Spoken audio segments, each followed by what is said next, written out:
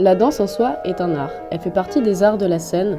Elle est un objectif pour elle-même et un moyen qui permet à l'être humain d'exprimer ses émotions, pensées et expériences intérieures.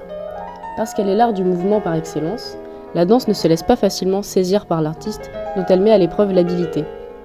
Cela n'a pas empêché cela de se prendre de passion pour cet art de la sensualité où les corps sont transcendés.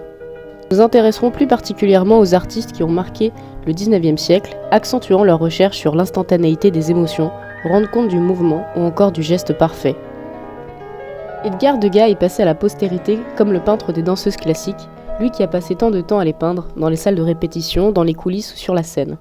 Loin du glamour, aujourd'hui associé aux danseuses, Degas peint des êtres d'une grande fragilité, des corps durement éprouvés par l'exercice, osant des cadrages inédits. Si Degas a immortalisé la figure de la ballerine, c'est à Toulouse-Lautrec que l'on doit incontestablement la popularité de celle de la danseuse de cabaret. Son œuvre nous plonge dans les cafés-concerts de la fin du 19e siècle, lieu de plaisir où l'on boit, danse, s'amuse.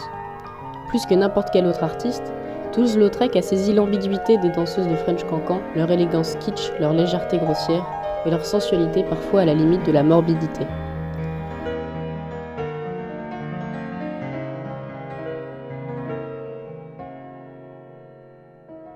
Cet art qu'est la danse n'est pas seulement apprécié dans la peinture impressionniste et post-impressionniste, mais aussi dans la sculpture.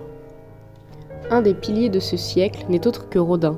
Si la danse classique est un thème qui fascine de nombreux artistes, Rodin va surtout prêter attention aux danseuses cambodgiennes.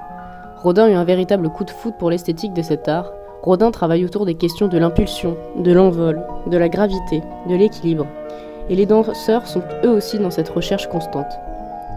Enfin, vous l'aurez compris, la danse a toujours été depuis longtemps un thème cher aux artistes.